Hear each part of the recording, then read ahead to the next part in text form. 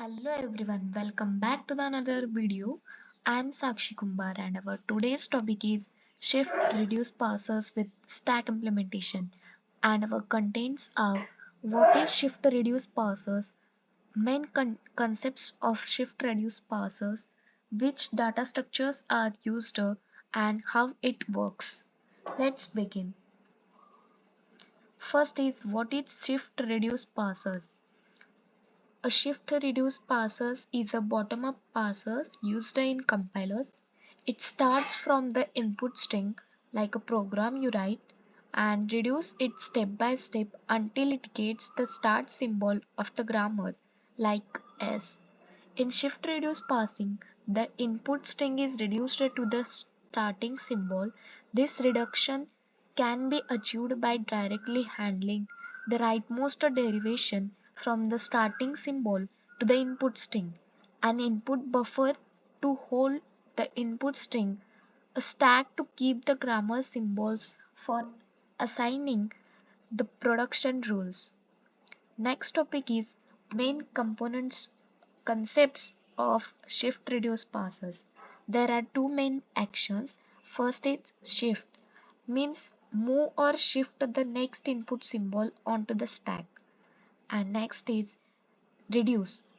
You are building means replace a pattern or rule in the stack with a non-terminal based on a grammar rules. It's like saying this part of string matches a rule, so let's reduce it. A shift reduce parser is a bottom-up parsing technique that uses a stack. It shifts input symbols onto the stack and reduces them based on grammar rules until the input is incompletely parsed. Next topic is data structures which are used in shift reduce parsing. First is stack to keep track of what's begin proceed, and next is input buffer. It is used for to store the input string to pass, and next is grammar rules. It used for reducing. Next topic is how it works. The main goal is parse id plus id. Using this grammar means E implies E plus T, E implies T, T implies ID. We will use a stack to hold proceed symbols, and input buffer to hold remaining input, a table to track each step. Next, we learn the step-by-step process of passing with explanation. And first step is stack. We start with an empty stack. First symbol is ID, so we shift it onto the stack. Second is step 2, ID plus ID dollar. Reduce T implies ID. We look at top of stack. ID matches the right hand side of T implies ID. So we reduce ID to T. Third step is T plus ID dollar. Reduce E implies T. T matches right hand side of E implies T. So reduce T to E.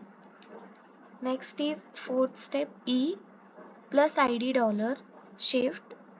Uh, Next input is plus, shift it onto the stack. Next step is E plus ID dollar and shift. Next input is ID, shift it onto the stack.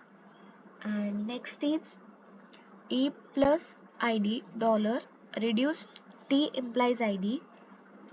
Top of stack is ID and reduce it to the T. Next is E plus T dollar, reduce E implies E plus T. Top of a stack is E plus T. This matches E implies E plus T, so reduce it to the E. Last is E dollar except. Input is empty and the stack has only the start symbol E. Passing is successfully. In this what happened? Moves symbols from input to stack, and reduce applies its grammar rules when stack matches right hand side, and keep doing this until input is empty, stack has only the start symbol E here, then exit. Thank you.